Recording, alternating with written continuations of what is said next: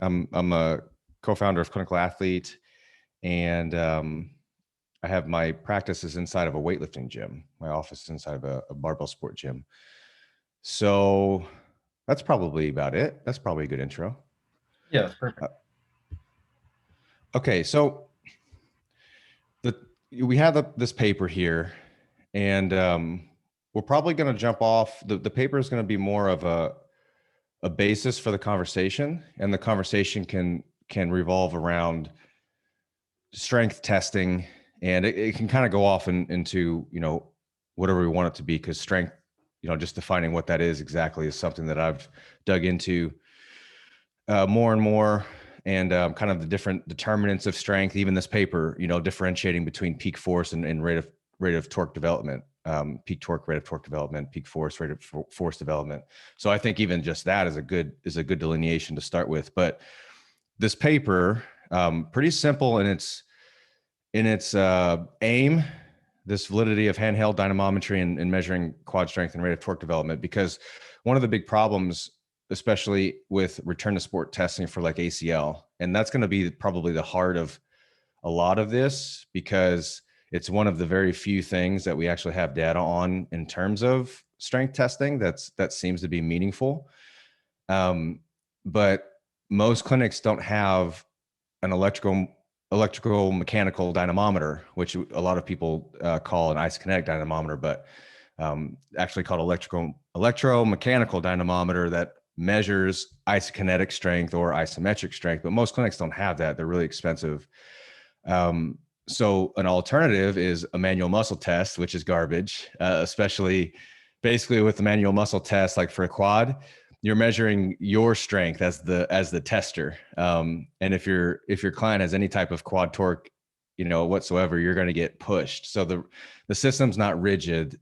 The test that test is not testing what you think it is, simply because the system isn't constrained enough to allow for that. And that's what makes an isokinetic dynamometer in one respect valid, because it's a rigid system. The athlete is anchored in to the chair. There's nothing else is moving. You can actually test what you think you're testing, which is the torque generation or the force generation of the knee extensor mechanism. And we'll just make the delineation between force and torque. All torques are forces, but not all forces are torques. So torque specifically is rotational force about an axis, about a joint. So we measure force many times, and then torque is calculated off of that. And that becomes relevant when we talk about the handheld dynamometer. You guys, if you read the paper, you saw the calculation of torque there. So a handheld dynamometer is a really inexpensive or less expensive option if you want some potentially valid and reliable strength testing. And so that's what the paper is looking at. And this is not the only one that's done this, but it's just, how far off. We know that measuring between devices is they're not going to be exactly the same, but even just like if they're wrong the same amount, if it's reliable and we're kind of in the ballpark, even that's better than nothing. So you can see the setup here in figure 1 versus figure 2. They tried to standardize the knee angle, which in this case was 90 degrees, just because that was easier to set up from the handheld dynamometry side of things. And I'll tell you, finding an angle, all the testing, and I'll just like a side tangent, this type of testing sounds awesome. You're like, oh, I'm going to do awesome strength testing. And then when you go to actually set it up in your clinic, there's a whole lot of, well, God damn it. Well, shit. Well, fuck. You keep like running into roadblocks. Like you can't set the system up rigid. There's like slack. The person keeps sliding. There's all these little things that you don't think of. And before you know it, you've spent 30 minutes not getting readings because you can't use the data. So like this stuff is very iterative and it's not as easy as it looks. But they did a good job here of standardizing the positions. You can see, they strapped the leg in, and I'm going to bring up pictures of the way that I set mine up as well. I'll just pull that up. I'll share my screen here in a bit, but so they standardized the knee angle. What's not the same is the backrest, which they even mentioned that kind of matters. Like when you're not pushing against something behind you, your torso is just kind of wiggling in space. So that's maybe a limitation of their setup, but essentially they're just trying to compare two things: peak force, or eventually peak torque about the joint. So how close is my isokinetic dynamometer peak torque value isometrically compared to my handheld dynamometer? And then rate of force development, or rate of torque development. And what they found was that peak force is relatively was pretty well correlated. It's about 90% correlation there from the isokinetic to the handheld dynamometer, which is pretty good. And there was some of the rate of torque development numbers were equivocal. So they were a little bit more noisy when trying to compare rate of torque development with a handheld dynamometer to an isokinetic. And that's to be expected. And there's some reasons for that. Am I able to share my screen here? Yeah, yep. I am. Is there a thing on Zoom where you can, like, a whiteboard? Yes. No, that's not what I want. A whiteboard. So I've never actually done this before, so we'll see how this goes. But let's just start doing some stuff here. So this is going to be a force time curve that we're going to draw to try to give you guys a visual of what the heck they're even looking at.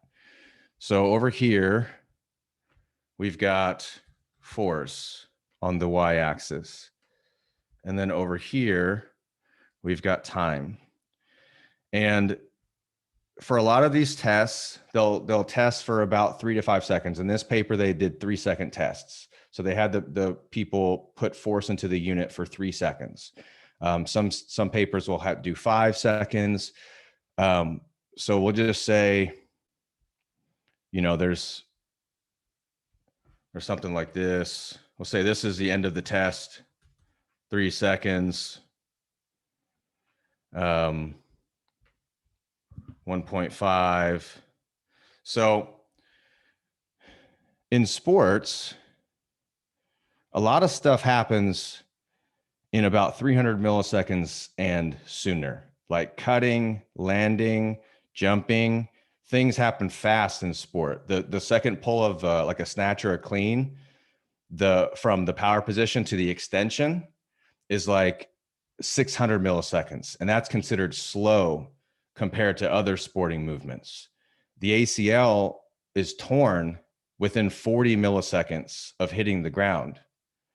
And we're talking about doing a test that lasts up to 3 seconds. So magnitudes longer than most sporting events happen. Most sporting events have come and gone in this range here.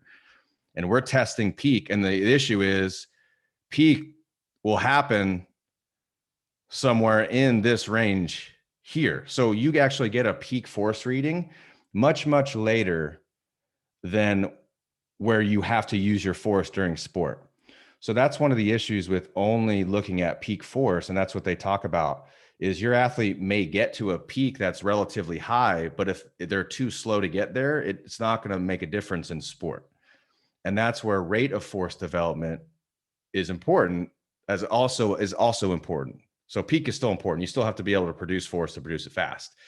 So with a peak, let's say rate of force development, the rate is simply the slope of the line. So rate of force development is the change in force over the change in time.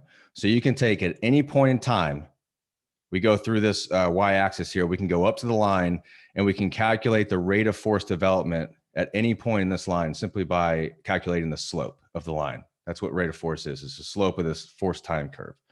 So you could have high rate. So you get to you get to your peak fast, but your peak could be low. So you get to being weak quickly. Or you could have a really slow rate, but a really high peak, but it's too late to do anything with in sport. So that just kind of a mental model here. That's what we're talking about when we're talking about peak force, which is just the highest point during the test, and the rate of force, the rate at which you get there, the change in force over the change in time. And both qualities seem to be important. We need to be able to produce force. We also need to be able to produce force quickly. So then how do we measure it? That's what we're getting at with this paper. That's the question that we're trying to ask. So can we measure it with an alternative that's less expensive, like a handheld dynamometer? In my opinion, the answer is no. You see in these correlations that early phase rate of torque, force development, rate of torque development, the correlation was very low. The average rate of torque development, the correlation was low. With the 250 milliseconds, it was higher. But this is not an easy thing you need software. So like, this is kind of what from a clinical standpoint, we talk about rate of torque development all the time, but to actually measure it requires certain equipment. That even this dynamometer here, if you guys read in the paper, the isokinetic sampled at 2000 hertz, which means that for every second, it's taking 2000 data points. That force time curve, 2000 points for every second. That handheld dynamometer sampled at 100. So that handheld dynamometer is only taking 100 data points. Most handheld dynamometers sample at like 10 or 50. So now we only have 10 data points per second. So the lower the sampling rate, the lower the resolution of that slope. It starts to get way too smooth. You're not getting a real life example of the rate. You want as many data points as possible so that you can have the highest resolution of that slope. It's so finicky in that way. Another reason that it's very, very difficult is it's difficult to establish a starting point, because the athlete is kind of jumping around. Even when you tell them to relax, they're still kind of like twitchy in the unit. And to establish rate, you have to have a very clear-cut starting point. So you notice even in this paper, they used a filter, which basically means they smoothed out the beginning part of that force time curve so they could actually establish something. But that introduces bias. That introduces a value that's different than reality. But it's the best that we can to get technologically, and that's with an isokinetic that samples at 2000 hertz. So bottom line is, rate of torque development is an awesome construct to try to train, but to actually measure it reliably first, even before we talk about the validity of it, is very, very difficult. And that's what they kind of found here, essentially. So I'm going to stop there because there's a lot going on. Thoughts, questions from anybody at this point? Do you think the isokinetic versus the handheld, do you think there's still, even though the handheld is such a gross measure, if you had the isokinetic testing, do you think it would actually change your like rehab process? Or do you think you're getting enough information from a handheld that you still kind of know what direction to move? I think the isokinetic will just gives you more information. It's the same. It gives you a better resolution if the athlete is ready or not. Because if you only have a handheld, you're not going to get rate. You're really only going to get peak. So you're really only going to know, can they get to the same peak value from side to side in a period of time? And that period of time is slow compared to sport. So you haven't answered the question of, are they actually prepared to go back to this reactive fast sport? All I know is we've ticked off this box, which is an important box to tick off. Peak is, if you have to just pick one thing that you could just measure reliably and repeatedly over time, it's peak, because it gives you the most stable reading. And it's the construct is much more clear. And a handheld dynamometer is reliable for that. And this is one study that's shown it, and there's been many studies. So when you have a rigid system means that, just like what they did here, The athlete's strapped in, there's no give. That's a good way to measure peak. And in fact, in this paper, they say that peak torque was overestimated with the handheld dynamometer because you're assuming that the isokinetic is the gold standard. But actually, in other studies, the isokinetic has padding in the thigh. So a lot of times with an isokinetic, when you're maximally pushing, the thigh sinks into the pad. And that's sometimes why the handheld system, you don't have that. There's no give in the system. So you get higher values with the handheld dynamometer. That's not overestimating. I would say that's probably a more true value. As long as you're using the same unit from repeated measures, this doesn't actually matter. You're going to be some level of wrong from true reality anyway. So just use the same unit and use the same setup and just make sure it's reliable over time. But the point I'm trying to make here is a handheld dynamometer to measure peak is a good test. That's a good way to do it, as long as the system is rigid. That doesn't mean holding the handheld dynamometer in your hand as the tester and pushing into the leg. That's the same as a manual muscle test from a reliability standpoint. You just get a digital reading instead of your perception. It has to be strapped in a rigid system. Does that answer your question, Chris, at all? Yeah, I have a follow-up. So you had alluded to even rate it's happening so quickly you can't like it. Is it better to test rate of force development or rate of torque on a different task, like a jump or a cut or something? It's not better. It's just all we have. Yeah. So I would like both. But so what we get to is then, okay, what's a proxy? What's an activity or a task that we know a determinant of doing good on it is producing force quickly, like a jump. But the thing is, you can jump and produce force slow. You just don't jump high. So you can still do the test. You're just looking for, if you're improving in the jump, assuming you've kind of standardized certain parameters, which we can talk about, then you're making an assumption that rate of force and rate of torque development about joints is improving also. And that's about as best we have from that standpoint. So like a vertical jump test, which there's some papers coming out. Like it seems like it's just coming now, where a vertical jump is more of a demand at the knee than these horizontal hop testing that are typically found. But yeah, Chris. So it's not that jumps are better. It's that's what we have at our disposal.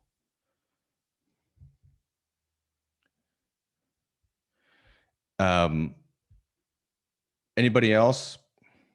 6 out of 5 garbage. Yeah. So let me share my screen and just show you my setup on some things that I use. So I have specifically for this is squat. I'll show you this guy's funny, my buddy Spencer. But we'll talk about this later. Let me see here. Okay. So this is a setup. You may look at this and be like, oh God, this is a knee extension machine. And I strap them up top, just like they do with the isokinetic. I strap them at the waist and at the leg, and we fixed this when we actually did the test. But then this leg here is propped up on a box so that there's no give. It's already at the angle that we want. And then the unit is strapped to this thing. And the reason that I have to do that is because you see this bar that the chain is actually hooked to. It doesn't go all the way across. So I would ideally like to just hook an ankle strap to this athlete and measure it that way. But I have to hook it up to the actual unit of the machine because of the way it's built. So I'm constrained by the equipment that I have. But this is everything.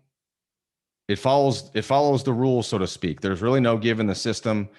The chain is rigid. Obviously, it's coming off this unit here at 90 degrees, which is what we want.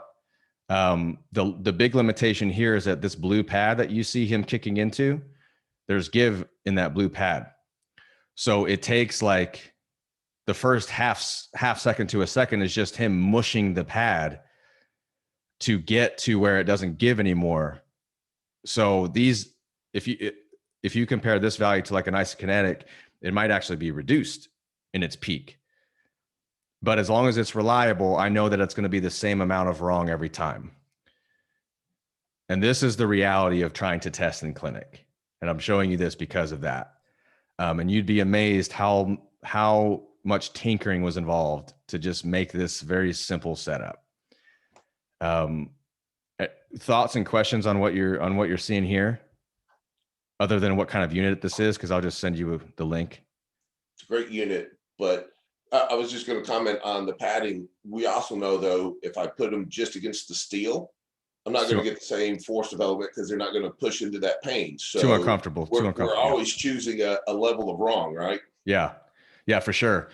And even like sitting at the edge of a plinth or a table, when you push as hard as you can, your thigh will kind of dig through the pad and it could get like smushed by the wood underneath. That's why in the paper they put a wedge under their thigh to, like, there's so many things you don't think about until you do it.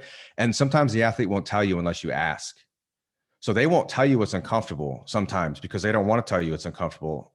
And they don't know that is important to know. They just, you know what I'm saying? So like, unless you ask, were you limited by anything else other than your ability to kick into this thing?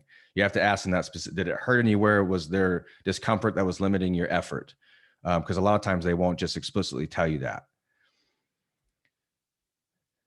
Okay. Other questions or thoughts on that? So if you guys are curious on the two units that I have, these are not affiliate links. I bought these.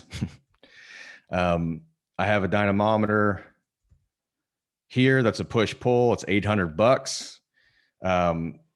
It's a great unit and it does everything. You can make it a pull, you can make it a push, but it's $800. So I have this also, which is what you just saw in the picture, which is something I just got, and it's only $125. And it's a very solid unit and it's great for what it is, a pull dynamometer. You'll see people using crane scales these days, and I have recommended that in the past. The crane scale is just one of those things that you like hang a big fish from. It's a pull scale that you hang things from, and they're cheap. You get one for $40 on Amazon. The reality is you get what you pay for.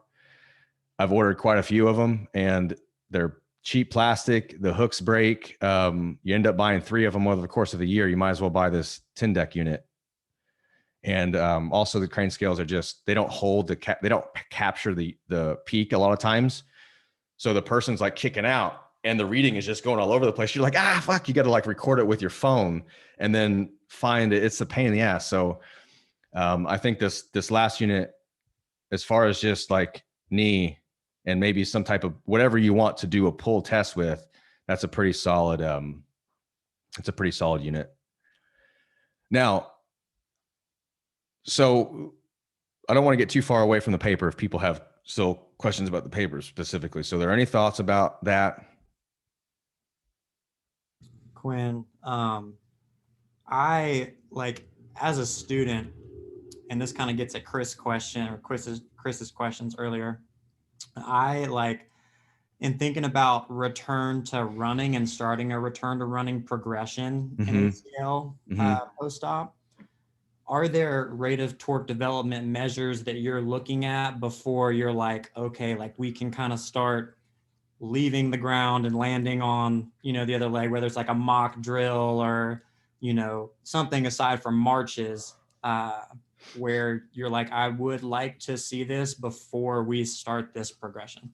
Usually it's peak force. You're looking at a peak force reading. So for me, first of all, this whole like when to start somebody running is a whole big thing. It's a whole big discussion and there's not a whole lot of agreement on it. So I just want to throw that out there.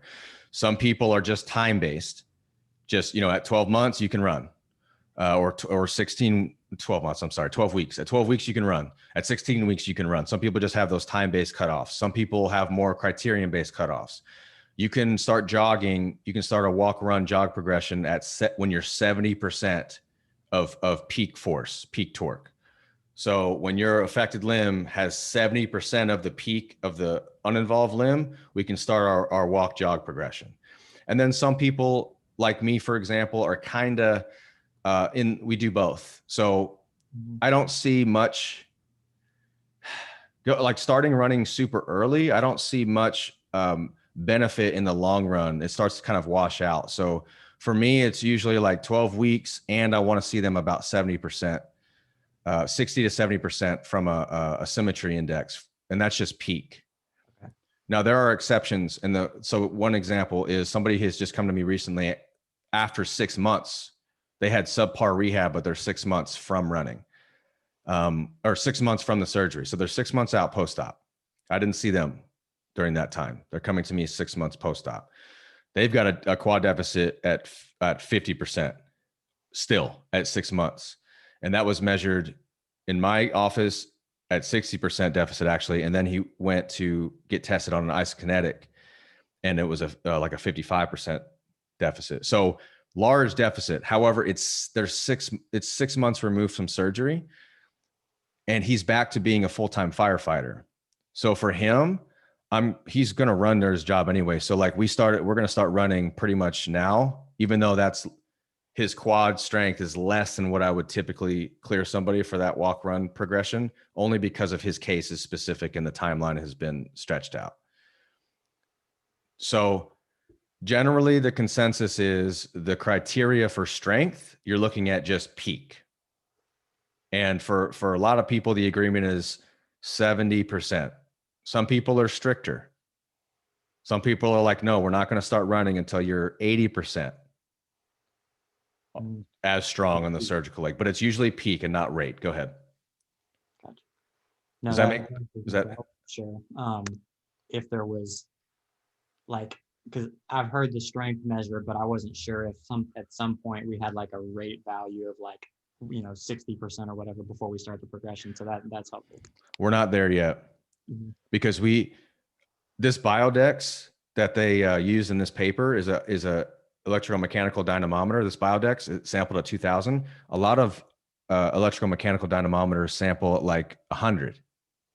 So in the research, it's even hard to get valid rate of torque development measures. We're nowhere close into the clinic to even be able to measure it, let alone establish threshold criterion like what you're talking about. I know people in PhD programs right now who are working on it for us. Like they're, so in like 5 years, maybe we can have this conversation again. But right now it's just peak. And then the assumption is the rate at which they need for jogging will normalize from just doing the task. So like clinically, what I see is they're just walking with or they're doing their little jog with a little bit of a gimp to start with. And we do like a walk jog progression, 30 seconds jog, 30 seconds walk. And we just kind of build volume, and it could, up to a minute, and then decrease the walk time. So you're kind of titrating it that way. And you just start to see that gait normalize, but you're concurrently still working on like just your general resistance training and strength to try to fill that bucket. And if you're not comfortable, like if the gimp that you see is just, you make the decision that what I'm seeing doesn't seem like something that is good to do right now. You can make that call. And if the athlete feels like, I just don't feel confident on this leg yet. Like nobody says you have to have them run, when you're as a clinician or when the athlete's not ready. So you just got to make that call. But usually it's that, somewhere in that 12-week range that you're starting to look at that. Quinn, do you use exposures like pogos and other type of things to start just cycling that in so they're gaining that? Because I don't just use strength. I'm trying to progress that exposure prior to that task. So they have some exposures to those rates and stuff before they even start those tasks. I do, Paul. And that's probably Mason, something that's worth mentioning. So pogos being just basically hopping in place, even just pseudo pogos where they may not even be leaving the ground yet, but they're kind of oscillating, knee bend and straighten, just kind of like getting that bouncy back and just that feeling. And then eventually their confidence starts to come and they leave the ground a little bit. So yeah, Paul, I think those are it's such an easy, underrated exercise. So definitely double leg, single leg. I do them where I cue them specifically. I want you to keep the knee slightly bent, but I don't want you to bend the knee anymore. And I want it to be kind of coming from the ankle, like a pop, pop, pop, pop. And then we'll do others where we're on the ground longer, but we want the knee to bend a little bit more. So it's kind of like a counter movement, like a boing, boing, a spring. And just to introduce them to the different ways of loading and starting to incorporate that kind of stretch shortening cycle. And again, they may not even actually leave the ground. But I think that's a good way to start training rate, even though you're not measuring that quality specifically. You know that the faster they change direction, the faster they have to create force in that direction. So it's, again, a proxy for what you're trying to get. How bad of a proxy, let's say you don't have a dynamometer or a scale, if you have a leg extension machine, how bad of a proxy is it to measure just like pure either 1RM or rep max between legs, or at least like a restricted range? There's a couple papers on this, and there's actually a thread on it in the forum, I think. It's just going to underestimate peak. So the gold standard for any type of peak force in any body part or pattern is an isometric test. It's because there's no velocity component. You're trying to overcome an inertia that's not going to go anywhere. So there's no constraints in the system. You can put all your energy into that thing. So as soon as you do a movement, you're kind of testing the ability to do that movement, and you're constrained by the load and the kind of the quality of the movement. Now, a leg extension is still like a very constrained exercise. So it's not bad. It's just probably going to underestimate the construct that you're looking for, which is their ability to produce maximal force, but you can still get a symmetry index on it because it's repeatable. And that's a big thing here. As long as you guys understand that symmetry alone doesn't mean that they still meet the demands of the sport, but symmetry is still a good box to tick off. And you want to make sure that the thing that you're measuring symmetry on is reliable enough that you can, repeat it over time. But no, I think that's like the next tier down. And in fact, in the paper that I'm thinking of, they didn't constrain range of motion. They actually did a hold at the top. So they kicked out in the leg extension and held for 2 seconds. And that was their 1 rep max. So you can think like, oh, that's kind of hard to do. Like if you're using a weight that's light enough to be able to hold at the top, are you really measuring peak? And that's kind of what I'm talking about. But they sacrifice the validity of the construct for reliability. Because when you put those parameters on the test, you can repeat it. If you stop at a certain range, it's hard to stop at that range exactly the same every time, unless you set it up so the equipment literally hits a stop, which some leg extensions allow you to do. But a leg press, the next proxy, but now you're incorporating hip, ankle.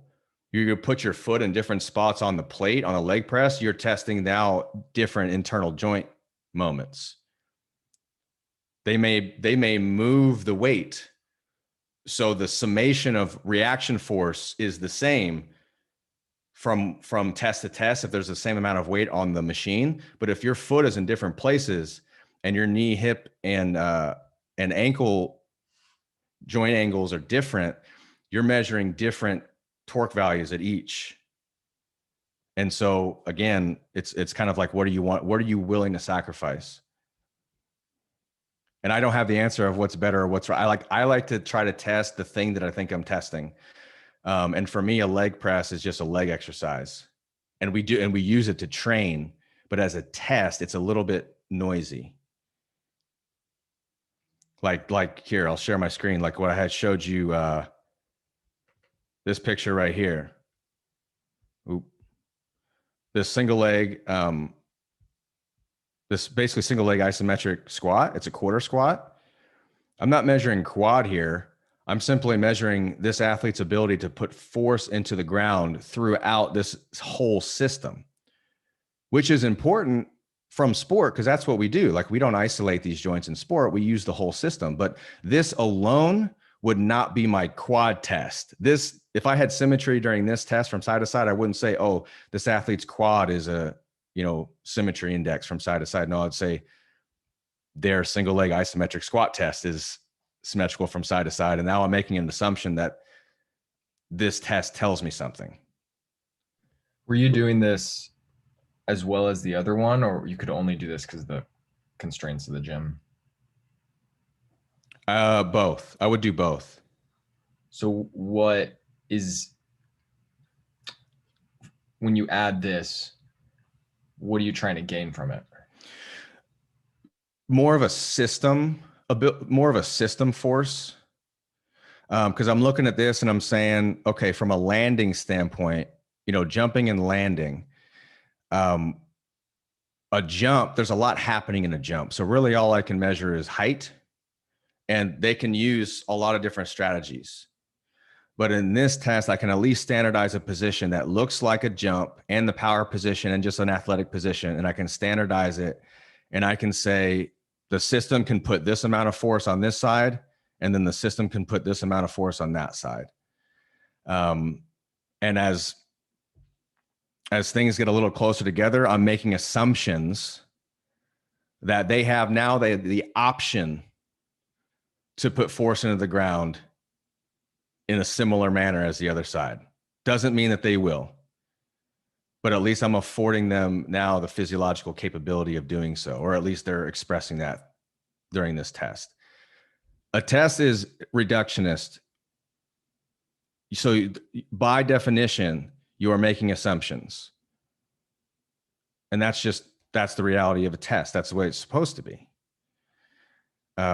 So that's why you have a battery of tests, because the whole big picture together kind of gives you are they prepared for the rigors and the forces that they're going to, be subjected to? And a lot of these are made up. Like there's studies on this particularly, and he's pushing against the wall, so his balance is not constrained. It's not a limitation because his like fist is against the wall and he's just pushing. So from that standpoint, it's repeatable. But I'm making an assumption that improvements in this test then have some type of transfer. And you guys may disagree. And that's kind of where we are with all this. I'll show you something else too. I think this really paints a picture in terms of using batteries of tests. So this is, remember I said that athlete went to go get isokinetic testing after I set him up? Well, that was actually a part of a research study. It was pretty sweet. So he got isokinetic testing, but they also did a 3D motion capture on his horizontal jumps. And that's what this is. And so this is a single leg forward hop on one leg. This is his involved leg. And this is his uninvolved leg. And this is showing you his strategies. This is showing you the summation of joint moments in the entire limb is going to add up to 100 because that's the task. But you can see the distribution of joint moments from each side, from each joint. He protected his knee on that involved side, which makes sense because his quad index was like 50%. So his system self-organized to what we call a hip strategy to put that force elsewhere, to absorb that load elsewhere. And look at his involved side or his non-involved side. The knee was actually taking the majority of the moment. Much different. This is what we would expect. But who has 3D motion capture in their clinic? Not me. So when you do a single leg hop test, what are you able to measure? The distance. That's all you got. So you can pass a single leg hop test and still have a force profile that looks like this. And that's the limitation of only looking at hops. A forward hop does not test the quad. It tests your ability to hop. If you had 3D motion capture, then we could look at this and hop testing would give us a lot more information. And you can see his strategy here. Down here is the involved leg. Down here is the non-involved leg. Look at the moment arm. The moment arm is the distance between the axis of rotation and the application of force. In the involved leg, he didn't think about this. He's inherently minimizing the moment arm and putting it all into his hip. He strikes the ground with kind of midfoot, forefoot, and you can see the force vector here is going to the hip. On the non-involved side, he strikes heel, and that's going to effectively require the knee to absorb this load. That distance is going to be taken up from the knee, and that's basically that's what's shown up here. So this is an awesome demonstration of like a complex system self-organizing into a pattern based on the constraints of the system. I thought it was really cool. He's like, well, fuck, but we're good. Like, we're okay. This is all good. So this is why it's important. This is why you can't say this test is testing things that it's not testing. And as Eric Mara from the Science PT always says, the test with a test. And this is kind of what we're talking about here. So a lot of times clinically, all we have are proxies. And if you say your single leg forward hop is a proxy for quad, you're saying that's fine, but you have to kind of acknowledge that this is the limitation. And this would be like the same leg press example too. If you move your foot up and down the pad, you're going to get some type of different force profile like this. So thoughts on that? Quinn, this is Sarah. But study is sweet. Where do you know if are they still in the data collection process, or where's? Yeah. He's going to go back and get tested again. Okay. Do you want? So they're forming they're not writing that up at all. That's still like ongoing research. It's still ongoing, and to be honest, I don't have all the details of the actual study itself. Gotcha. It's kind of in my notes to contact the author and to just kind of figure out what the heck they're doing. But it was pretty awesome. Like, I got this whole comprehensive report, and again, not clinically relevant for the everyday clinician, but like really good for a teaching moment and to kind of lay the groundwork for stuff like this. Totally. One thing that I've just heard circling around is obviously our goal is to measure as best we can, like be it as objective as possible. But for certain things that either if a clinician doesn't have access to it or there's not a reliable way to measure it, it's, in my mind, trying to figure out, is this athlete at the point where they can meet the demands of their sport? So for me, talking about rate of force development, it's great if you have access to a isokinetic dynamometer, but sometimes I even think about just like, how do they do with sitting on a box and like trying to jump up as hard as they can? So like paying attention to effort. And if we can make that objective with seeing how high they jump, like with the My Jump app, or even like those measures we use for vert jumps. That's just something I've heard circulating. I don't know if that leads to any thoughts at all, but paying attention to like their needs and if they're meeting them or not. No, I think that goes back to kind of what we said especially in terms of rate, where a jump might be the best proxy that we have. So that's what I use jumps. I use the My Jump app, and that was going to kind of be a segue anyway. So no, I think you're spot on with that, Sarah. I mean, it's tough. We've got a clinic that's close to me that has an isokinetic, and I've referred in the later stages. I've referred patients there to get like comprehensive testing just to make sure I'm not missing anything, and just kind of reduce some of the uncertainty around my limitations for testing and those types of things. But again, a test should be reliable. If you're going to get, I like serial testing, repeated testing over the course of time, because cross-sectional testing where you've got that just like one battery of tests at the end, that's just in that moment. We know like readiness fluctuates on the day-to-day. So if you have a battery of tests, or you're doing serial testing over the course of the rehab plan, then you kind of have more of a pattern. And some of those noisy days that are just outliers get washed out, in the trend. But then you have to make sure that the test that you're looking at is repeatable, like you're doing the same things each time. So with a jump, and I thought that I had the paper or my pictures pulled up. For a squat jump, like maybe you standardize the height. So if they're going to jump off of a bench, it's the same bench every time. Or you standardize the knee angle. You measure the knee angle, and then you just put like a bungee cord across a squat rack, and they sit down to the bungee and pause for a count and jump. Do that on both sides. A drop jump, you standardize the height of which they're stepping off of. So standard typically is like 30 centimeters, about 12 inches. So I'm with you. I think there's just also some considerations if you're going to make it something that you're looking at from like a change perspective, because intent is hard to measure when you're trying to pull that from the athlete. Does that make sense? Definitely. Yeah, absolutely agree with that. Including the like repeated testing. So I guess this is my approach is repeated objective testing. Honestly, if I could do it like every 4 to 6 weeks is what I try to do. Mm-hmm.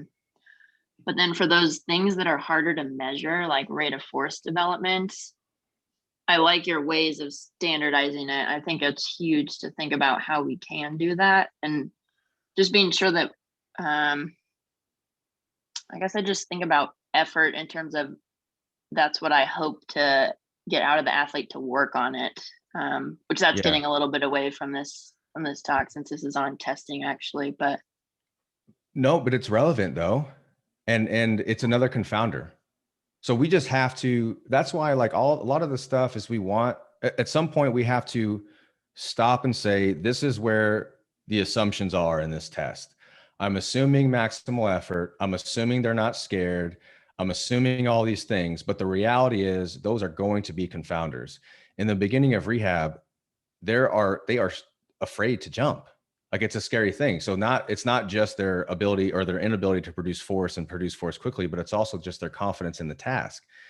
And then just the process of time, repeating the test, the strength training programs that you're on, all the jumps that you're doing, you're going to see almost like an exponential jump. And is that because physiologically their tissues changed or, their tendons became stiffer? Maybe, but it's also could be just because they let go of the kind of the psychological e-brake, so to speak, and they're more comfortable just letting go and doing the movement with closer to full intent. So those things matter. It's just about like standardizing that is impossible. Do you see or have you used any of the VBT stuff that I know you use that for, like training and more of an auto regulation? Have you tried that for like rate? Is that even possible? It is for, it's essentially for jump height. And I prefer to use the MyJump app anyway, which I just put in the chat for both the, no affiliate links again, but these cost, it's like $10 for Apple and it's like $12 for Google, but it's worth it.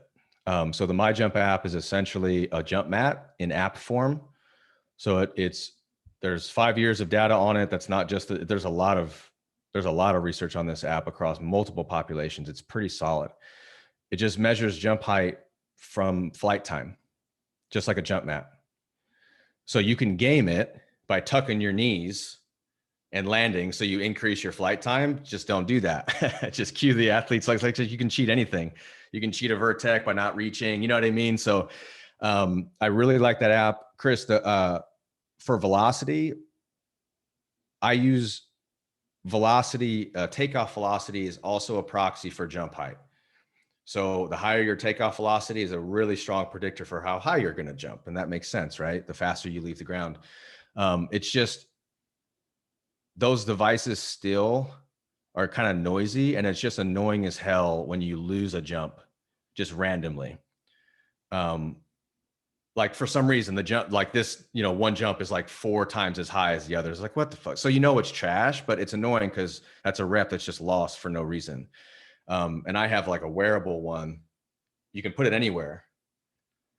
But you get some of that lost data. You could get like a linear position transducer, which has the tether that attaches, but you have to attach that to something that they're holding. You can't, it's awkward to have the box thing in the middle of their legs. You know what I mean? Then it has to be strapped to a belt. Like, again, it just comes down to a logistics that you don't think about until you're in the moment and you're like, this is stupid. Because then they're not jumping as high as they can because they're afraid of landing on the damn thing. You know, so I like the MyJump app and I use it all the time. Hey, Quinn, I've got a couple questions. Yeah.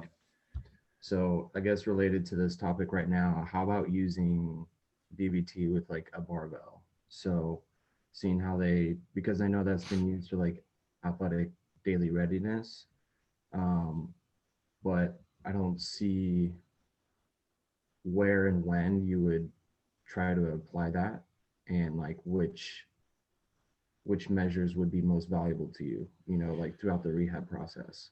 Are you referring specifically to jumps or anything? So like just a power clean. Okay. This is a whole big old rabbit hole, VBT with this stuff. So I'm going to try to keep it actionable for us because just the power clean, if you had said back squat, that's a completely different conversation because there's different types of velocities that we would look at. For a clean, we're looking at peak like we would for a jump because we're really just looking at the peak velocity at the second pull. But technique, there's a lot of constraints into the system when we're talking about this. And so again, when we're talking about a test, the more noise we introduce, the less valuable information that it gives us. So if you were going to use velocity for resistance training as a metric of something to measure, I would recommend using it for things like squats, deadlifts, presses, even a leg extension. You can measure it because you could, if you have a wearable, you can strap it to their ankle, or you could actually strap it to the pulley machine, and you can measure speed at which you're moving the stack of weights. But that doesn't use peak velocity. The unit will use mean average velocity over the course of the whole movement, which is a more stable metric. So the same considerations apply, whether you're using velocity, whether you're using RPE, whether you're using a dynamometer. If you're using this as something to measure longitudinal change, you have to have parameters that can be repeated. So it's got to be the same movement. If you want to make it like a velocity profile, force velocity profile, or you say, I want to see how fast they can move 5 different weights, and they're going to move slower the heavier the weight gets, right? But you say like change occurs if I can move the same weight faster, or if I can move faster, or if I can move heavier weights at the same speed that I used to only be able to lift light weights. That's a force velocity profile, which is a useful thing, but you've got to use the same movement. You've got to use the same loads. That's why some people will use percentage of body weight loads instead of like fixed loads, because if the athlete's body weight fluctuates, you get the same like relative loads that you're using. There's a lot of considerations from that respect. So if you're going to use velocity, I would recommend a strength training movement where you can use average velocity because it's just a little bit less messy of a metric. Sure. I know it's also relatively cheaper than a handheld, so I was hoping that there's a way, you could integrate that, but I understand. Well, so unit wise, that 10X unit that I linked above is only $125. The cheapest velocity unit that you're going to get is going to be around 400. Unless you're using the MyLift app, which if you want to get your feet wet in velocity-based training, MyLift app's $10. All right. Same people that do the MyJump app. It doesn't have as much research behind it. It's got some, most of it has the author's or the creator's last name on them. So take that for what it's worth. But if you want to get your feet wet in velocity-based training, MyLift. Okay. But Nicholas, is that? Yeah, definitely. I mean, it has to be, like you said, reduce the amount of variability and then make sure it's repeatable and relative to like their ability to put the force output, you know, in respect to their body weight. Yeah, that makes a lot of sense. Because remember, the topic of today is testing, not training. With Yeah. training, you can be a little bit more, you can be a little more flexible with the ranges that you're looking at, because with velocity, I can say, I can use a range.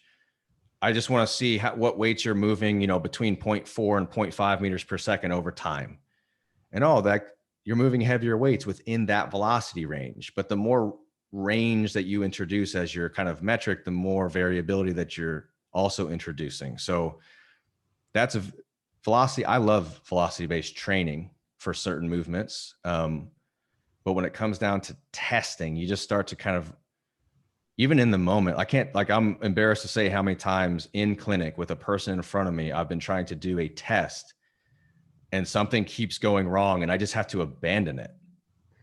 And that was like 10, 15 minutes of like finagling, trying to do this thing. And the person's just like, okay, like that happens.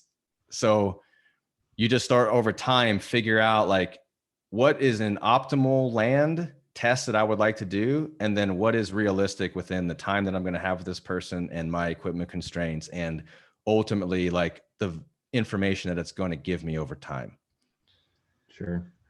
Have you used different like knee angles just to see like the force of development and different insufficiencies? You guys are bringing up great questions, because the knee angle is another one of those things that people don't think about, but it is probably one of the biggest determinants of the amount of force that you can put in.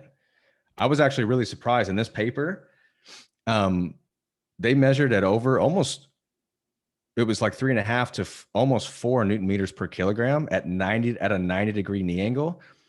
I was impressed with that relative strength, actually, because most body weight to most relative cutoffs that you look at, so knee symmetry, torque symmetry from side to side, like that's one thing to look at, like how symmetrical are you from side to side. But that doesn't actually tell you how strong of an organism you are. That just tells you that both sides are the same. So both sides could also just be weak. So it's like, okay, what's a level above that? Well, let's look at like relative body weight torque values. And that's what they did in that paper. That's 3 Newton meters per kilogram of body weight. And that's what you'll see across the board in a lot of studies, is kind of a minimum that you want your athletes or your people to hit when you're testing knee extension torque. The knee angle, though, people forget, is usually measured at 60 degrees. And that's where you can produce the most torque, generally at 60 degrees of knee flexion, just from length tension relationships. So if you're using those 3 Newton meters per kilogram cutoffs, because that's what the quote unquote research says, but you're measuring at a different knee angle, you're not comparing apples to apples. That's why I was so surprised in this paper that they were above that, because usually at 90 degrees, you can't produce as much torque. Like they were pretty strong, actually. Because I just had a conversation about this with somebody in the forum, and he was like, I'm using that 3 kilogram per Newton meter as a relative body weight cutoff, but my people are like really weak. And I asked him to show me his setup, because I was thinking like maybe there was some slack in the system. The system looked awesome. He was measuring at 90 degrees. He didn't realize that those papers that he was referencing were measuring at 60. So again, like this whole evidence-based thing gets really hard when you're trying to use it clinically. Tony, so yes, isn't a lot of the research pointing to 3 Newton meters per kilogram done isokinetically? So some of it, a lot of it's done on an isokinetic, but they're measuring isometrically. So that's why I say we should really start naming that machine as it is. It's an electromechanical dynamometer. It's not an isokinetic dynamometer. It does isokinetic testing, but it also does isometric testing. So usually those values are yep. So isometric tests are stronger because there's no give. Isokinetic, the speed is fixed. And so you can only produce as much force as the constraint of the speed. So at faster speeds, force is actually going to go down, because you're there's nothing to push against essentially. So an isometric, you can put all of your energy into that unit because it's not going to move. So an isometric is gold standard, no matter what the apparatus, an isometric is gold standard for creating peak. So Nicholas, the knee angle does matter. So that's just another constraint that I need to repeat the same knee angle each time if I want to compare the same values over time. As far as training, early on, if it's ACL specific, early on, I'm usually at 90 just to like make sure all the open kinetic chain, haters are happy, and there's really there's no risk to the graph because the ACL is so slack at 90 degrees. But training at different angles seems like a good idea. At some point, you're just going to do reps, through the whole or through most of the arc. But from a training perspective, it makes sense to vary the angle. What about if we go away from like ACLR towards, we had kind of talked about this a few weeks ago, but if it's like a patellar tendinopathy or patellofemoral pain, and you're testing either something like this or a slant board or something when it's more like pain provocation based. Yep. You want to dive into like how that changes maybe your like the specificity of like, because what we've talked about, it matters a ton of the reliability of getting specific numbers for rate of force and for peak. But like, does that matter as much with something like patellofemoral pain or something that's not ACLR? Well, what's the goal of that test? Because you're still trying to measure something, right? Right.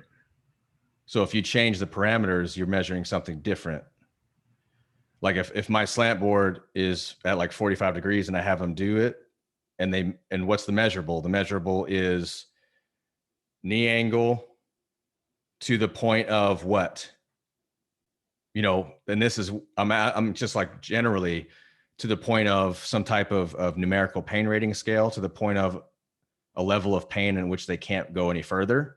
So if you want to leave it open-ended to their interpretation, then what if you change the angle of the slant board, or you take a slant board away? It just totally changes what you're looking at. So the concept of it should be the same if you're trying to get something out of it, still applies. But now, since you're introducing a pain, basically testing pain, the variability of that is like a crazy confounder. The slant board test is interesting because I've used it for people and I've almost as an experiment. And for other people already perseverate so much on it, it's just like another reminder for them. And I have a couple athletes that do it. I wanted to see what changes occurred from pre to post training. So I had them do a 45-degree slant board single leg squat before their warm up, like cold. And if anybody's ever had patellar tendinopathy and you try to do that test cold, it sucks. And then I had them do it after the warm up because it was almost like a teaching moment. I wanted to show them that how you feel kind of going into the gym is not necessarily what we're going off of. And I wanted to see if like the warm-ups that we're doing had any type of analgesic effect. And it was kind of like like movement can kind of get us going. It was like that. It was almost a teaching moment. And then I pulled that and I put the post test at the end of the workout. So it was pre-cold and then it was the end of the workout. And I just kind of wanted to see how the knee was responding to the amount of work that we were doing. And then how the pattern of that amount of change compared to how the week went. So what would happen was this athlete would be able to do, let's say like half a rep on the affected side. He would do the workout. And then at the end of the workout, a lot of times he wouldn't even be able to bend that knee. And so like, that was like, we kind of like squeezed all the juice out of the lemon. 2 days later though, it was normalized. The next time that he was supposed to do his workout, we were back to like our baseline. And that's what I wanted to see. So I was using the test as that. Sometimes what I would see is that post-test from Monday where he couldn't even do a rep trickled over to the pre-test on Wednesday. And that tended to be kind of a shitty workout. So now Wednesday was still affected negatively from Monday. And so that clued us in to be like, okay, next week on Monday, if anything, we're just not going to increase weights. Like we're going to keep that bolus of work exactly the same because you didn't tolerate it very well. We'll see if next week you've adapted better, or sometimes we'd pull back a little bit, but very crude. Something to kind of keep your, again, I say like keep your thumb on the pulse, but those pain provocation tests introduce a whole lot of stuff that's not exactly objective. So I'll stop there with that. If anybody has thoughts on something like a pain provocation test as a daily metric. I'd like your I look at all tests as what somebody's willing to express, right? Because if it's a completely novel test and they've not been exposed to it, I'm not going to get the same readings as whether I've trained them a few times to be able to do that. That test, right? They just don't know how to organize for it, right? So part of this is just what the body's willing to express within that. Pain just alters that willingness to express to a certain degree. But even if we go back to the ACLR patient and not the tendinopathy patient, some of those people, because of their fear, because of kinesphobia, because of whatever else, they're not willing to show us what they're able to potentially do, right? They're just, it's what the body's willing to express. So all of these have to be taken with kind of the idea of this is just telling me what the person's willing to and able to at that point in time because of CNS downregulation, whatever we want to attribute it to, right? But they're just not willing to express that through. So whether it's pain or not, there's always a confounding variable that we have to keep into the back of the mind that this is just what they're willing to express. They may not be wanting to do good because they don't want to return because mom and dad's driving the athletic return and they're not, right? I mean, there's a lot of reasons going into this, and we just have to be aware that the test is, again, testing with the test, and we have to know what those limitations are, but it doesn't really always tell you what the full capacity is because of some of these other confounding variables.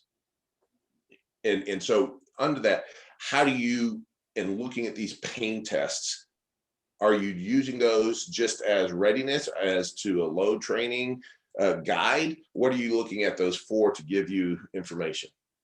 I was just like, I mean, in this instance, it was exactly like I described, to see what the response was pre and post, to see what the dosage of this particular training, what it did, again, using the test as a proxy of tolerance, essentially load tolerance. And it changed by this much. And we measured that change by his measure, a quarter rep, half a rep, full rep. On his unaffected leg, he could do a full rep, which was all the way down to 90. He could stop at 90. He could go all the way down. What you were considering a full rep as well. So yeah. Usually in the literature, it's 90 degrees. But Paul, to be honest, this test was, let's try something. I'm curious about this. Let's try this. This is not I don't do this for everyone. Yeah. Because it correlated enough with the workouts where the workouts could pretty much tell me the same information, but I didn't know that until I did the test for a period of time. And I'm talking, we did this for months, and actually it was kind of cool to see him from the very beginning when it was like, holy shit, I can't even do this. Like I can't even bend my knee, like fear, pain. He didn't want to the point of being able to do a full rep on that affected side, and then having a setback and going back to barely being able to do a quarter rep on that side and seeing like the swing. So the test did have, as you would expect, a nice kind of correlation with how training was going, which you would like, well, duh, but you don't actually know that until you've experimented with it. So now at the end of this process, all I know is that it's kind of a proxy for how his tolerance is fluctuating in general on the day-to-day. And again, is that valuable enough to use on everyone to keep in with the type of frequency that I was keeping in? My general answer was no, because we stopped using it because it was like, okay, cool. Like we got information from this and we can kind of like, I know what the single leg test will be now based on how I feel walking into the gym and doing the training. So it was kind of cool, but it was just like a little case study thing. I wish it was more like, I want to be more scientific than that and say, yeah, I use it on everyone because it provides me this exact information that I can now titrate my training load with, but that's just not the case. Quinn, I guess let's go back to the ACL rehab. And I like the point that you made that you test them over time, like trending to see how they're doing. And then you were kind of talking about like tendinopathy and how one day can sort of spill over and affect the next day.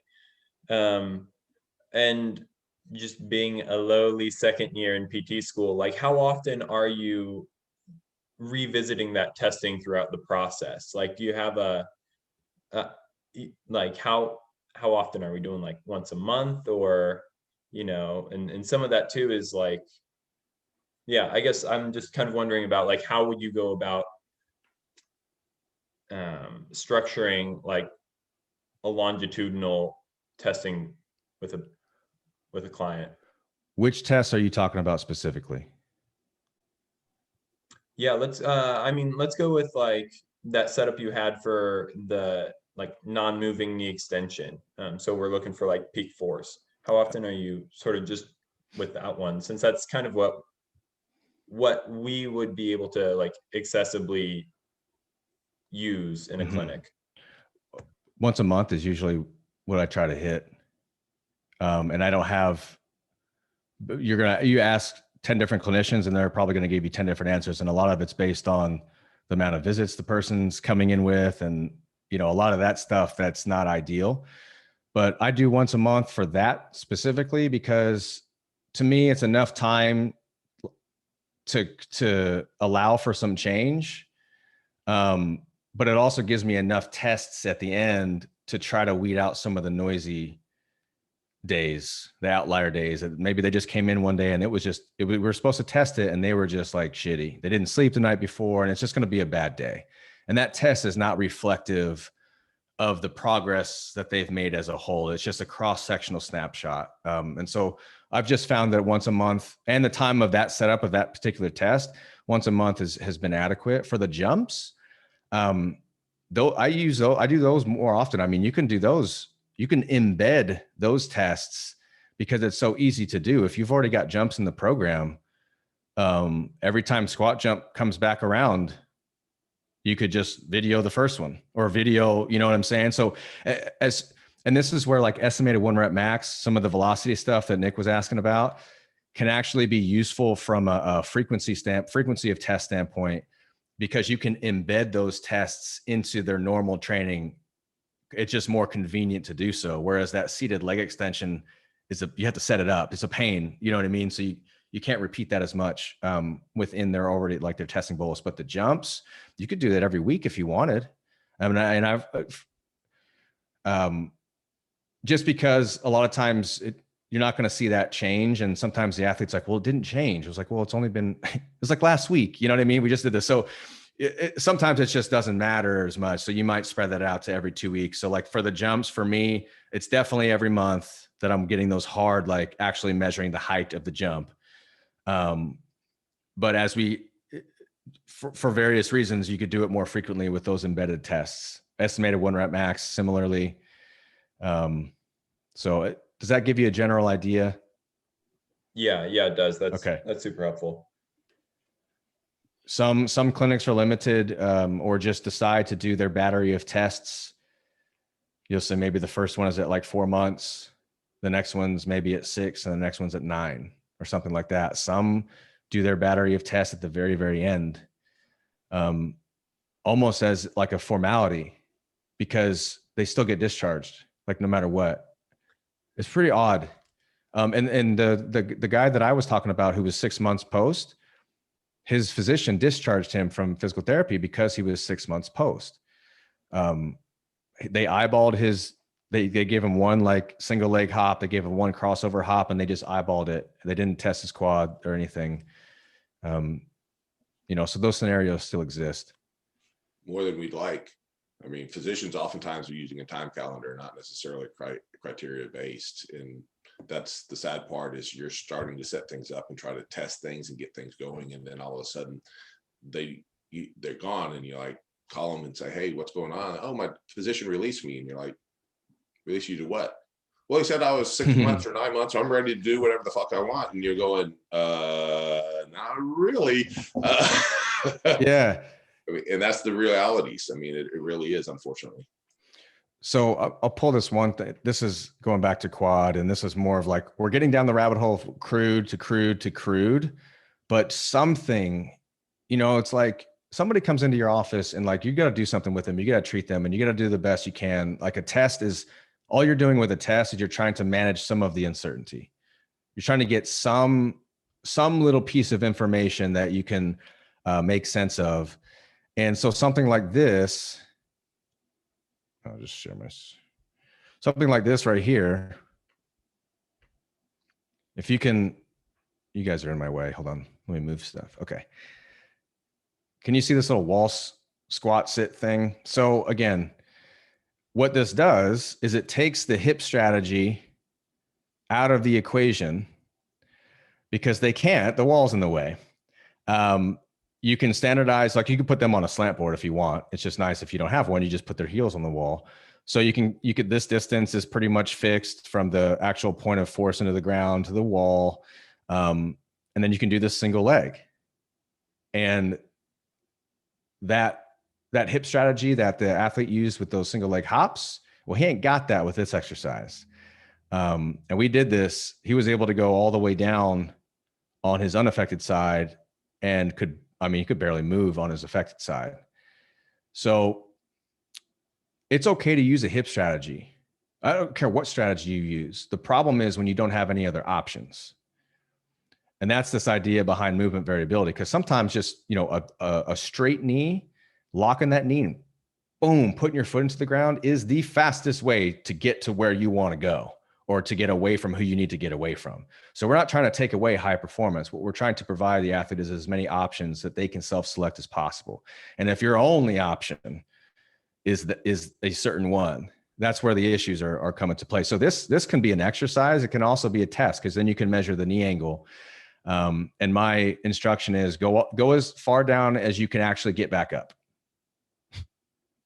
Now, what's within that bolus is confidence, fear, the friction of the damn wall. So like if you use different walls, like again, this is the problem, but this is something that you have at your disposal where you can confidently say, at least for him or her to do this movement, they are going to have to generate torque at the knee just from the constraints of the setup. So if you've decided that knee extension torque is important for you and for this athlete, you're doing stuff like this. So this is just one example, but it's the concept of how can I constrain the system to express the quality that they want, to give them no other option, but to express the quality that I'm trying to test for. Go ahead, Chris. This might just be me. Could you re-explain torque versus force? I know torque is just rotational, but like for something like this, when they're doing a squat, is it truly, you can only say that, like, how are you differentiating between the amount of force they're producing and the amount of torque? You're not. I'm only measuring the knee angle. Okay. If I had them on force plates, then I would be measuring ground reaction force. If I had a 3D motion capture camera where I was measuring joint angles, then I could measure torque at the joints. So torque is rotational force. All torques are forces, not all forces are torques. If I push against the wall, I'm putting reaction force into the wall. That's a force. Nothing's rotating at the point of application. So that's not a torque. However, what is isometrically trying to rotate is my elbows, my wrist. So there are internal torques happening at each joint. If I had 3D motion, I just measure the angles at each joint combined with the summation of reaction force. And that's how you get torques at each joint. When you're measuring the knee extension, like we talked about, you get torque by multiplying the force that they put into the device. So those dynamometers that I was showing you guys, they measure force. All they do is measure the amount of force put into that system. The system is the device itself. You calculate torque by taking that force reading and multiplying it by the length of the moment arm. And the moment arm for that knee example was the shank. It's the axis of the knee to the point that you're applying force. So wherever the strap is or wherever the pad is touching their shin. You multiply those two numbers. That's how you calculate torque at a joint. That matters in so much as torques are more individual because of limb lengths and stuff like that. If you have force, you can always measure their shank. You can always measure the moment arm later. As long as you have the force and you have the human. But in this example, I'm not measuring force because they're not standing on a force plate. All I'm measuring a proxy for force, which is their ability to bend their knee. And I can only say that they're able to overcome more inertial load on one side versus the other. Because the more they go down, Chris, the further they go down, the further forward that knee gets from the wall. So that moment arm is increasing. The torque demand at the knee is increasing more and more and more as they slide down the wall. I just don't know how much more because you're not measuring that directly. Does that make sense? That makes sense. Yeah, that clears things up. Thanks, man. Yeah. You guys starting to see kind of like the trouble with all this stuff? Like it sounds so simple and cool. Like, oh, just test stuff. Like test, don't guess. I'm all about those mantras, but like, damn, it's not that easy. Speaking of all those troubles real quick, remind me how you standardize the jumping test with the My Jump. You said you do like a non-counter movement only at a certain knee angle. Is that what it is? I do. Yeah. So I also do counter movement, but I let them self-select the dip height. So because I'm like, okay, what qualities do I want to test? Well, a squat jump. And when I say squat jump, I mean I should just say like a concentric jump. So no counter movement and at least a pause at the bottom, whether you're actually just seated or you stop at a certain point. So you can choose. I'm not saying one's better than the other, but it's bench height or it's like a bungee cable in the rack. And I standardized it at 90 degrees of knee flexion. So they sit down to 90 degrees of knee flexion. I measure where 90 is, and then that's where I put the bungee. And then I measure how high the bungee is to the floor so that they can repeat it on their own. They don't have to measure their knee angle. They can just say, oh, the bungee was 27 inches above the ground. I can set that up in my rack and I can just squat down to it. And we're making the assumption that the knee would be at 90. So that's how I standardize that test. And then the actual measure is just jump height. Mm-hmm. And then for a counter movement, because a counter movement's important because that's a stretch shortening cycle. Like that's important for sport. I find it awkward to standardize the dip of a counter movement because it's like, what are you going to hit? You're going to hit the bungee. You're probably not going to exactly stop at the bungee. You're going to like sink into it. You're going to go to a box. Well, that's going to kind of hurt to boom and like jump. It's weird. So I let them just self-select the counter movement dip height. And then my measure is jump. And so what am I actually measuring? I'm measuring that day's strategy. Someday they might just feel like not dipping, doing a short, fast dip. And some days they might feel like doing a long dip. And I don't know why. So I give them kind of my cue is very simple. Like I want you to dip down and jump just how you would normally do. Yeah, so that's that. So I do a squat, a concentric jump and a counter movement jump. Later, I will do a depth jump, a drop jump. This guy's not ready. He doesn't have the quad for that. He doesn't have the confidence. He barely gets off the ground on these other jumps. And nothing's going to happen. I'm just like, why would I artificially create a distance that he can't even jump that high yet and make him try to land, absorb those forces, and then overcome those forces? So we're going to start our like just landing. We've already been doing concentric jump training, pogos. We're going to start our landing training, like stepping just off, just drop lands, landing on one leg, those types of things. And then, because I think a drop jump is a valuable, we talk about rate of force, landing from a distance and then trying to minimize contact time to jump straight up. That's like a sport movement.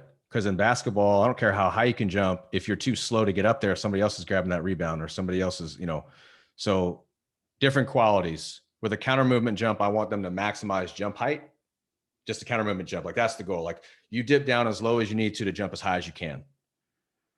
For the drop jump, it's you get off the ground as fast as you can. And height is still the metric, but it's not going to be as high. Got it. Yeah, that makes perfect sense. Thank you. Quinn, do you give them an external cue to go try to touch something? No, usually not, because I do these hands on hips. Okay.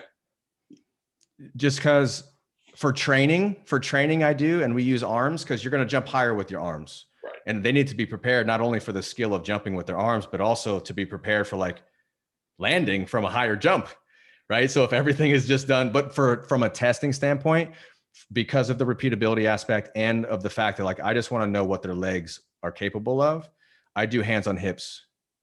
Yeah, we've hung generally tennis balls on a string and said try to touch your head onto a. Oh, head, yeah. So that would be good. I mean, I just haven't. I don't. It's probably good to do. If I would just say like whatever cues you use that same cue. Right. Yeah, because if you take that away, later on, they don't have like an external cue, but I think that's all. I don't see no reason why not. Because like in this paper, they had when they were on the isokinetic, which is a limitation of this study, I don't think they mentioned, but on the isokinetic, they had real-time feedback on their force time curve. They were actually looking at their current like push compared to their warm-up set. So that's like a nice external feedback. On the handheld, when they went to the handheld, they didn't have that. But Paul, no, that's good stuff. I should. There's no should, it's know what it is, right? I mean, well, if you want to maximize the performance, giving them some type of external cue like that is, a little better, marginal, maybe. It's not going to make it worse, right? Unless they're overthinking it somehow, and like to do something weird. Vision with my head. Yeah. I haven't seen them doing weird stuff, but yeah.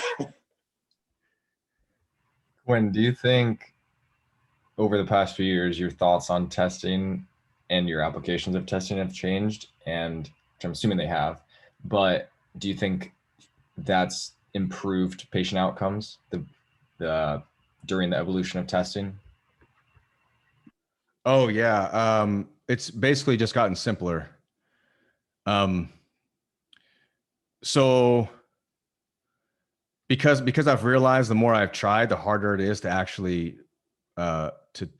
test things reliably. My number of tests have gone down, and then I've just really relied on training outcomes and like their progressions in certain movements,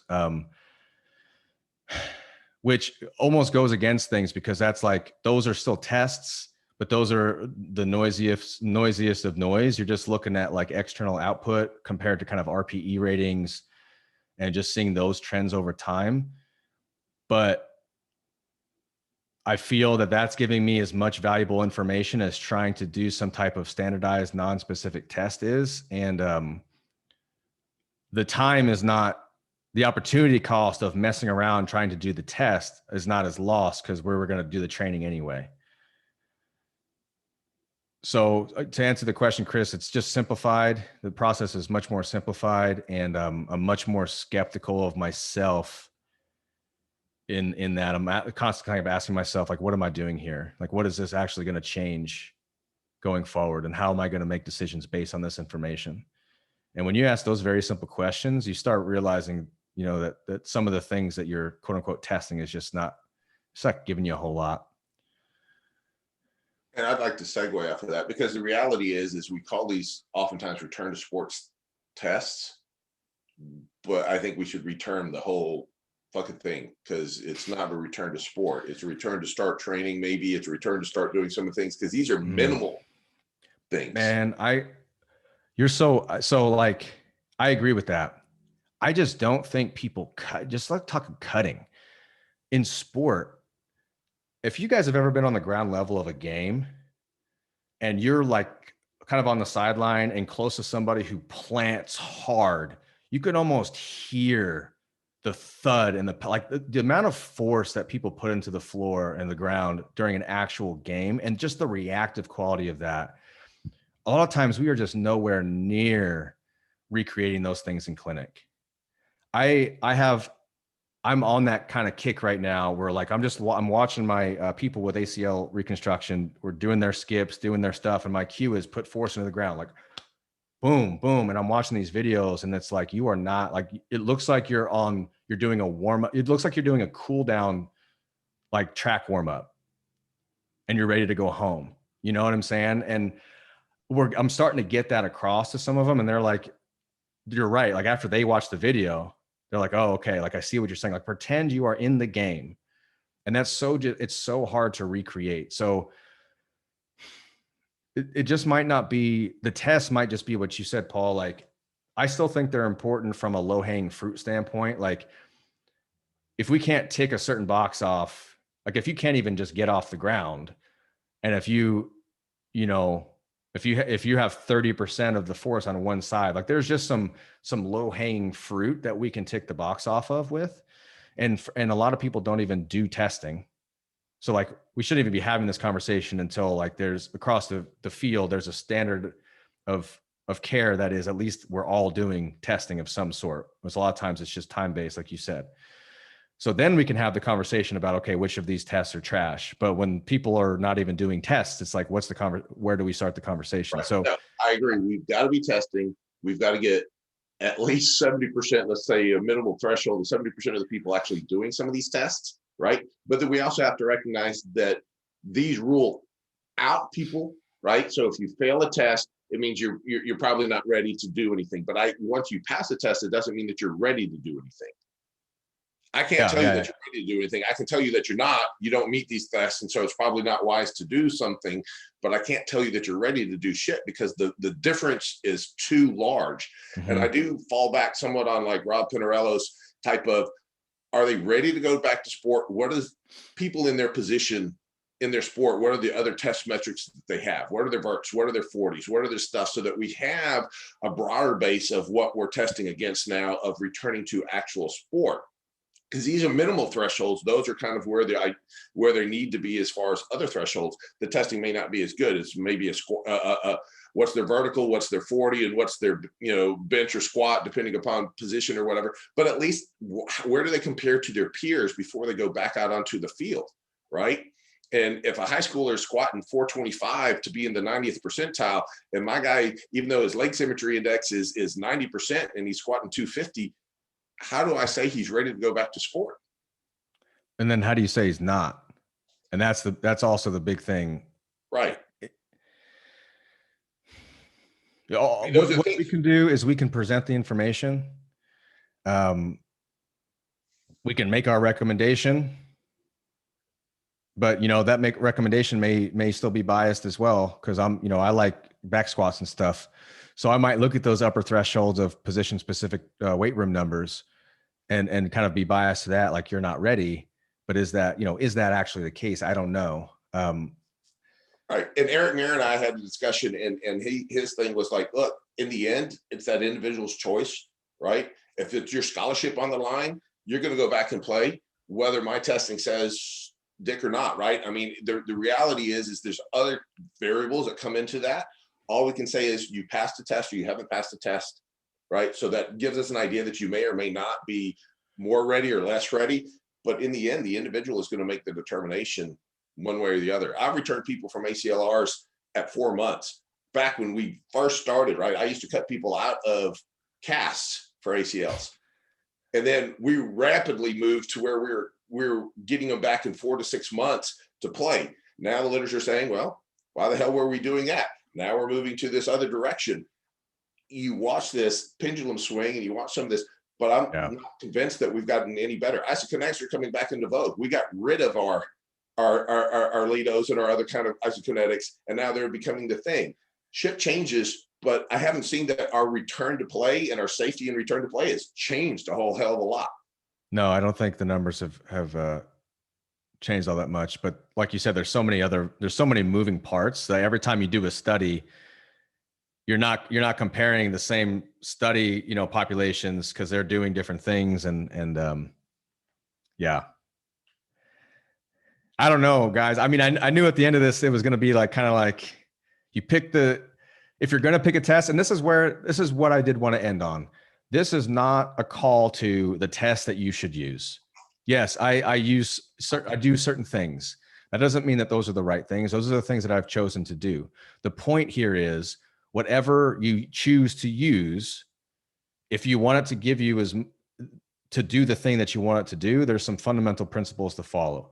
Try to make it repeatable, use the same cues, these types of things. Repeatability comes before validity, because I don't care if you have a valid test. If it's not set up to be repeatable, then it doesn't matter. If it's repeatable, then you can ask the question, is it providing me anything? And those are the fundamental principles, regardless of if you like a certain thing to measure or you don't. And we all measure and test, even if we just do training, because we're all using data from the training to inform us. RPEs, external loads are going up, external loads are going down. So we're making these determinations on changing information. It's what level of certainty and are you making those determinations, and what's the thing that you think is driving the change, and the resolution of figuring that out is up to you.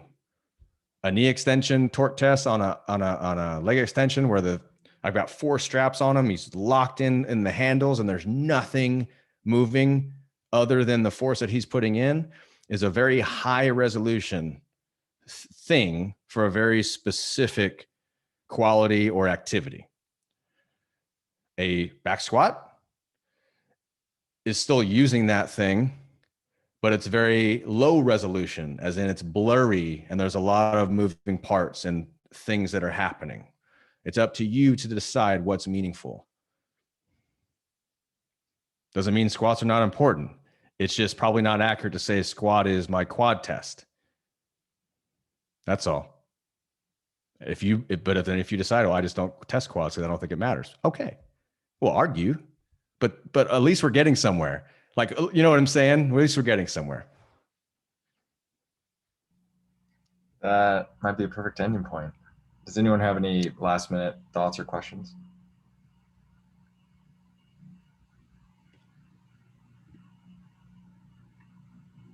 Kevin, stop. All right. You say it doesn't mean squat. I don't understand, Kevin. Even if he's trolling me, I want to understand the troll. Dad jokes. Come on now. That's just a pun. Oh, God damn it. Thank you. Okay, there we go. Sorry. I'm disappointed in myself. Ashish, does fatigue matter in tests? Yeah, definitely. It matters in terms of, like, in this paper, they went from the isokinetic to the handheld, like just straight to like 6 maximals to 6 maximals. I was like, damn, that's a lot. As far as testing fatigue, it's a lot of, that's pretty noisy. You're not gonna be in the same fatigue state when you come back to the test, even if your fatigue protocol is the same, because the athlete will be in a different readiness state. So I don't do much testing, standardized testing in fatigue states. We just do training, and we try to increase fitness in which they're going to get fatigued in, which is good because that drives adaptation. But I don't use it as something reliable enough to measure. That's just me. Have you done any where you actually test and then go back after movements and doing things and then coming back to the test to see what the degradation of performance is? I have, but it's just almost like curiosity, and it's so sparse I can't even speak on it. I mean, that load test that I talked about with the individual with patellar tendinopathy could be considered a fatigue test because we did it pre and post training sessions and we saw that decrement in range. Right. So fatigue obviously is going to matter, but right. But there did we piss off tissues as well as some of the other stuff? Is it a system thing? Right. Yeah, just more. Are you aware of any literature? Because you're probably better read than me by a ways. Have you seen anything that is just looking at what pre and post performance is in the fatigue state? Not enough to speak on. Okay. I mean, I know Tim. Oh man, Are you gonna go Tim Gabbett on me? no. The other Tim, the knee Tim. Anyway, Hewitt? he says, who? Hewitt? Yes. Hewitt says fatigue does not, in terms of like risk of ACL tear, fatigue does not matter as much as we would think. As in, there's more tears early in the game than there are late. With the hypothesis being when you're fresh, you can produce more force, which inherently puts you at more risk because you're putting more force through the system. I think from what I've seen, it's very equivocal, and there's so much dissension around the topic that I'm going to be on the outside of that for a while. That's fair. Dope. Thanks, man. This is great. I don't know if it helped me at all with what I'm going to do as a clinician, but Yeah, that's fair. It should, because he told you whatever you choose, just know what you're choosing and why you're choosing it. And beyond that, it's your choice as a professional. And disclose the assumptions. Right. Like understand what you're not looking at. Correct. Just be honest about it. Just be honest and know, and then make your choice. And then have somebody ask you, so why do you do that? And then have you say, oh, God damn it. It depends. I don't know. Come on. Because it felt right. all right. Well, this is great. Thanks everyone for sticking around. Thanks again, Quinn. Yeah, enjoy the rest of your weekend. Thanks, everyone. Thanks, Chris, for having me on. Yes. All right, bye. Thanks, guys.